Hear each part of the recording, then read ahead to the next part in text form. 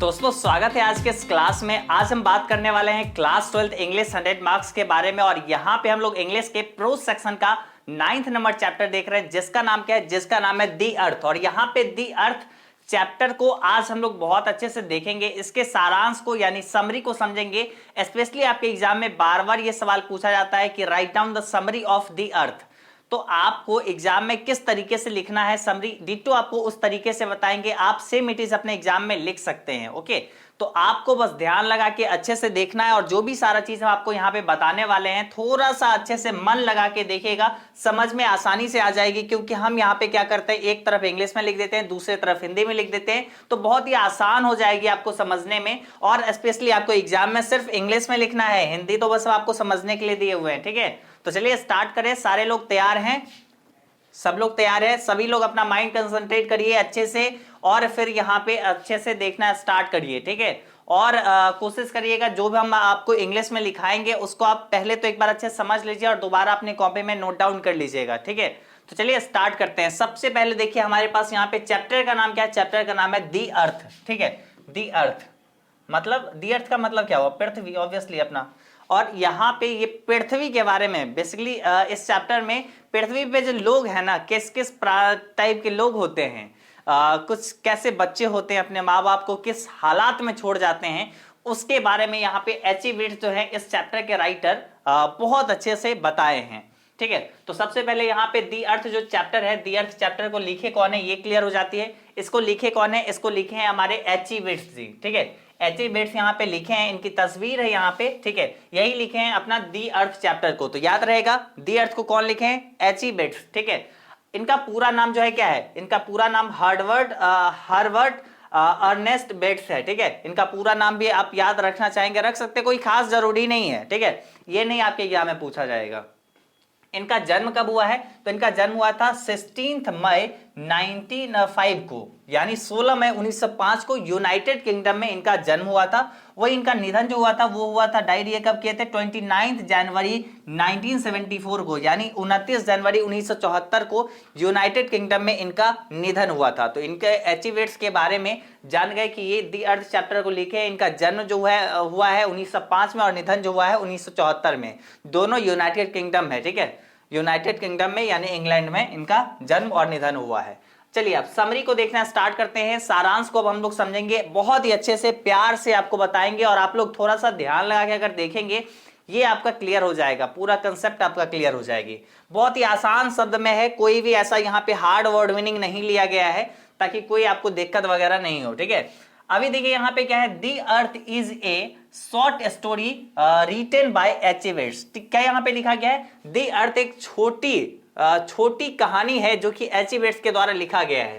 तो यहाँ पे सबसे पहले क्या क्लियर हो गया, ये एक क्या है, ये एक कहानी है। क्या है, एक ये कहानी है। तो सबसे पहले यहाँ पे ये क्लियर हो गया कि ये एक क्या है, कहानी है। आपके एग्जाम में पूछा जाएगा अगर ऑब्जेक्टिव क्वेश्चंस में कि ये क्या है, ये सॉन्ग है या फिर यहाँ पे ये एक स्टोरी है या फिर यहाँ पे एक एसे है या फिर एक स्पीच है। ठीक है, तो यहाँ पे क्या है ये, तो आपको लिखना है स्टोरी है। ठीक है, तो आप समरी को किस तरीके से स्टार्ट करेंगे, the earth is a short story written by H E. Wirtz. This story shows the tragedy of those parents who put too much trust on their child। और इस कहानी में माता पिता की त्रासदी को दर्शाती है जो अपने बच्चों पर बहुत अधिक भरोसा रखते हैं कि मेरा बच्चा ही सब कुछ करेगा, हम अगर बूढ़े होंगे तो मेरा बच्चा ही सब कुछ मेरा देख रेख, हर चीज मेरा देख रेख करेगा। तो कुछ पेरेंट्स ऐसे होते हैं, तो इसी के पेरेंट्स के यहाँ पे त्रासदी को यहाँ पे दर्शाए हैं कि कैसे बच्चे उन्हें बुरे हालात में छोड़ जाते हैं। देखिए क्या है, the writer also says to us not to leave everything to God to solve. और राइटर हमें, लेखक हमें ये भी बतलाते हैं कि हर चीज जो है भगवान के ऊपर नहीं छोड़ देना चाहिए कि भगवान ही आके हमें सारी चीजों को सही करेंगे। तो लेखक यहाँ पे ये भी बताते हैं कि हर चीज भगवान के ऊपर नहीं छोड़ना चाहिए। तो मतलब मिला जुला के यहाँ पे क्या बोला गया है, एच.ई. विर्ट्ज के द्वारा यहाँ पे ये जो है एक छोटी कहानी ये लिखा गया है, दी अर्थ चैप्टर जो है। और इसमें जो है बताए हैं, एच.ई. विर्ट्ज लेखक बताना चाहे हैं कि उस माँ बाप की मतलब माता पिता की जो त्रासदी होती है, जो अत्यधिक भरोसा कर लेते हैं अपने बच्चों पर, और उनको जो कष्ट होता है, उनको जो दुख होता है बाद में, उस त्रासदी को यहाँ पे लेखक दर्शाए हैं बहुत ही अच्छे से। और साथ ही साथ यहाँ पर लेखक ये भी हम लोग को बताए हैं कि हम लोग को हर चीज भगवान के भरोसे नहीं छोड़ देना चाहिए कि हर चीज भगवान आके ही सॉल्व करेंगे। ठीक है, तो यहाँ ये हो गई। उसके बाद आगे यहाँ पे देखिए, आगे यहाँ पे क्या है, अगला स्टेंजा आप चलिए, अगला स्टेंजा यहाँ पे देखिए क्या है, this is the story of Johnson and his lovely sun.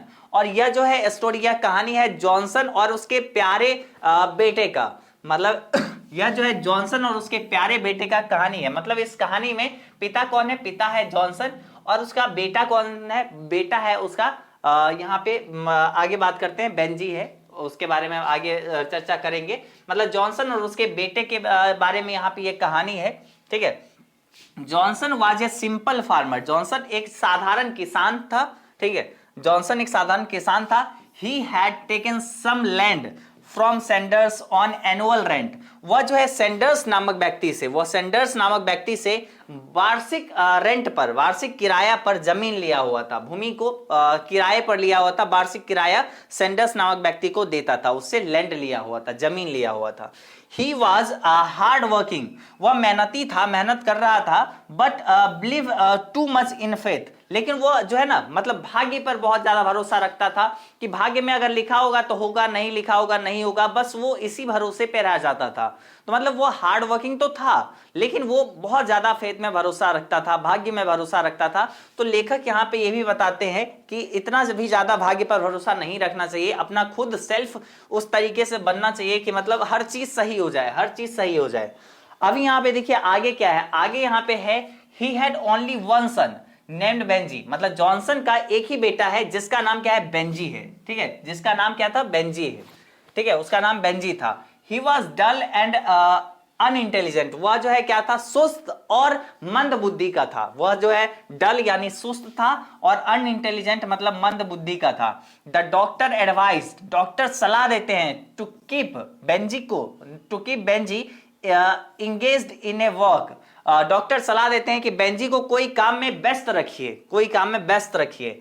So बेंजीज father, इसलिए बेंजी के पिता जो है brought some hens for Benji in order to keep him busy. इसलिए बेंजी के पिता जो है बेंजी के लिए कुछ मुर्गियां लाते हैं ताकि जो है बेंजी जो है उसमें बिजी रहे, उसमें उलझे हुए रहे। ठीक है, gradually Benji learned all trick of business. और फिर धीरे धीरे क्या हुआ, बेंजी जो है मुर्गियों बेंजी जो है ना व्यवसाय का, व्यापार का हर एक ट्रिक सीख लिया, हर एक गुण सीख लिया, और वो व्यापार करने लगा। किसका, बेंजी मतलब जो हेंस था उसके एग्स का।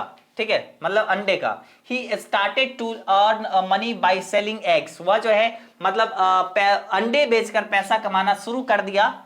And he deposited much money in the bank, और उसने बैंक में बहुत पैसा जमा किया, बहुत सारा पैसा उसने जमा कर लिया और इतना अमीर हो गया वह। He bought that land from Sanders and get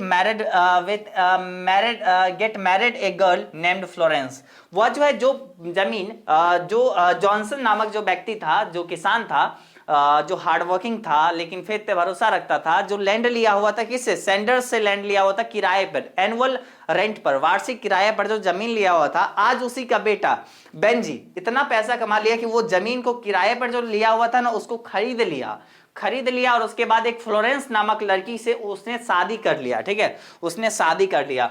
Florence behaviour about Benjie's parents was not too good. और जहां तक बात करें ना कि बेंजी के माता पिता के बारे में फ्लोरेंस का व्यवहार अच्छा नहीं था। मतलब वो लड़की जो है ना, मतलब उसके बेंजी के माता पिता के बारे में अच्छा नहीं सोचती थी फ्लोरेंस। बुरी बुरी आंखें थी, ब्राउन आईज थे उसके। ठीक है, और वो अच्छा नहीं सोचती थी मतलब उसके माता पिता के बारे में, जबकि ऐसा नहीं होना चाहिए। आप अगर मान लेते हैं मतलब कोई भी लड़की अगर किसी भी परिवार में आई तो अब उसको देखना चाहिए कि अब जो माता पिता हैं वो हमारे इस परिवार में यही लोग हैं और इस परिवार के अच्छे से देख रेख करना चाहिए। लेकिन उसका व्यवहार, फ्लोरेंस का व्यवहार जो है ना अच्छा नहीं था बेंजी के माता पिता के प्रति। और क्या हुआ आगे, she poisoned his ear against his parents. और फ्लोरेंस ने क्या किया, अपने उसके माता पिता, बेंजी के माता पिता के प्रति बेंजी के कान में जहर भर दिया कि ऐसे हैं वैसे हैं, ये करते हैं वो करते हैं, इधर उधर हर चीज मतलब उसके खिलाफ बहुत सारे भड़का दिया बेंजी को। ठीक है, तो ऐसे फ्लोरेंस की, और फ्लोरेंस का व्यवहार तो मतलब उसके माता पिता के प्रति ठीक तो था नहीं। और आगे क्या होती है, देखिए आगे क्या होती है। बेंजी देयरफॉर, बेंजी इसलिए बेंजी क्या किया, Benji therefore drop them into the town by a small Ford van. Benji इसलिए क्या किया, उन अपने माता पिता को शहर ले गया, ठीक है, अपने एक छोटे से फोर्ड वैन, कौन सा गाड़ी, फोर्ड वैन उसका गाड़ी था, उस गाड़ी पे वो शहर ले गया माता पिता को। क्या लगता है, घुमाने के लिए ले गया होगा कि चल पापा, चलो पापा आप लोग थोड़ा सा बाजार घूम के आओ, नहीं ऐसा नहीं था। जब उसने जहर भर दिया फ्लोरेंस बेंजी के कान में, तब उसके बाद वो क्या करता है, अपने माता पिता को गाड़ी में बैठाता है फोर्ड वैन पे और ड्राइव करके खुद ले जाता है, ठीक है। Now they had nothing to leave, ठीक है, और वो वहां जाके उन्हें छोड़ देता है, शहर में ले जाके उन्हें छोड़ दिया, ठीक है, छोड़ देता है और वो खुद चले आता है।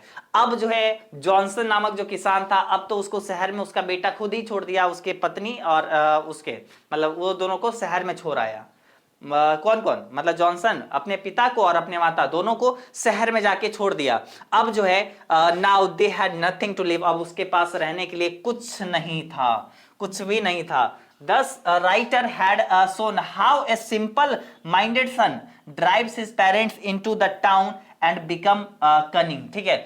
और यहाँ पे लेखक ने दिखाया कि कैसे एक मंद बुद्धि, एक साधारण दिमाग वाला बेटा अपने माता पिता को शहर ले जाता है और खुद चालाक बन जाता है, उनको अपने से दूर कर देता है। उनकी जो मतलब जो है पत्नी जो है, मतलब लड़का का पत्नी जो है, बेंजी का पत्नी फ्लोरेंस जो है, कैसे जहर भर देता है और वो लड़का अपना माता पिता को गाड़ी में बैठाता है, शहर ले जाके छोड़ देता है और उसके बाद वो अपने माता पिता उसके अकेले रह जाते हैं, उसके पास रहने के लिए कुछ नहीं रहता है। और कैसे वो अपने मतलब एक साधारण दिमाग का लड़का कैसे शहर में छोड़ आता है और वो खुद चालाक बन जाता है, सोचिए। तो यहाँ पे ये चीज बताए हैं। आज सोचिए अगर वो मतलब यहाँ पे जॉनसन कितना मेहनत किया था, मेहनती था, मेहनत किया था, लेकिन इतना ये था उसका गलती क्या था, उसका गलती मात्र यही था ना कि वो अपने बेटे पे उतना ज्यादा भरोसा किया। अब हर पेरेंट्स करते हैं, अब अपने बेटे पे इतना ज्यादा भरोसा किया कि नहीं, हम अगर बूढ़े होंगे, हम जब काम नहीं कर पाएंगे तो मेरा बेटा मेरा देखरेख करेगा, ख्याल रखेगा। लेकिन यहां पर क्या हुआ, यहां पर उसकी पत्नी जो आई, मतलब जो अपने बेटा जो उसका शादी कर लिया फ्लोरेंस से, अब फ्लोरेंस जो आई वो इतना ज्यादा इन्फ्लुएंस कर दी उसको दिमाग में ये वो भर के, और देखिए अपने ही माता पिता को वो लड़का ले जाके शहर जाके छोड़ देता है। तो यहाँ पे लेखक उस त्रासदी को दर्शाए हैं कि क्या उस समय पेरेंट्स जो होते हैं, माता पिता होते हैं, वो क्या फेस कर रहे होते हैं, उनको क्या दुख होती है। वो इतना साल अपने बेटे पर इतना मेहनत किया और उस समय क्या दिक्कत होती है, उस चीज को यहाँ पे वो दर्शाए हैं। चलिए आगे बढ़ते हैं, आगे बढ़ते हैं। आगे यहाँ पे क्या लिखा गया है, आगे यहाँ पे है, अच्छा सॉरी यहीं पे खत्म होती है ना, यहाँ पे वो चालाक बन जाता है। बेसिकली लेखक यहाँ पे ये दिखलाना चाहते हैं, यहाँ से लिखना जरूरी होगा, यहाँ से ये लिखना जरूरी होगा, क्योंकि ये एकदम लास्ट का ये है कि इस पूरे का मेन शॉर्ट समरी ये हो जाती है कि कैसे एक बेटा अपना माँ बाप को ले जाके शहर में छोड़ देता है और खुद चालाक बन जाता है। तो देखिए मतलब एक जो छोटी सी कहानी थी ये आपको बहुत सीख दी है। अगर आपके माता पिता अगर आप पे भरोसा रखे हुए हैं तो ऑब्वियसली आपको जितना वो भरोसा रखें कहीं ना कहीं उससे ज्यादा उनके भरोसा पे आपको कायम रहना है। अगर आपके आपके पिता आपके अगर ये चाहते हैं, अगर आपसे ये उम्मीद रखें कि मेरा बच्चा बहुत अच्छा मार्क्स लाए अपने एग्जाम में, अपने बोर्ड एग्जाम में, या फिर हर चीज में तरक्की करते जाए, तो सोचिए आपके लिए वो कितना मेहनत कर रहे हैं। ऑब्वियसली आपको उनकी खुशी के कारण, आपको उनके स्माइल के कारण, आपको उनके स्माइल को और बढ़ाने के उद्देश्य से आपको पढ़ना चाहिए, आपको और मेहनत करनी चाहिए, ताकि जो वो आपके प्रति जो सोच है उनकी कि मतलब मेरा बेटा ये करेगा, बिल्कुल आप उनके सोच पे खरे उतरे, ठीक है। नहीं तो बहुत दुख होते हैं, वो आपको कभी कुछ नहीं बोलेंगे, आप अगर अच्छा नहीं करेंगे आपको ज्यादा कुछ नहीं बोलेंगे, कभी नहीं बोलेंगे, समझेंगे कि बच्चा मेरा बड़ा हो गया, आप खुद अपना डिसीजन लेगा।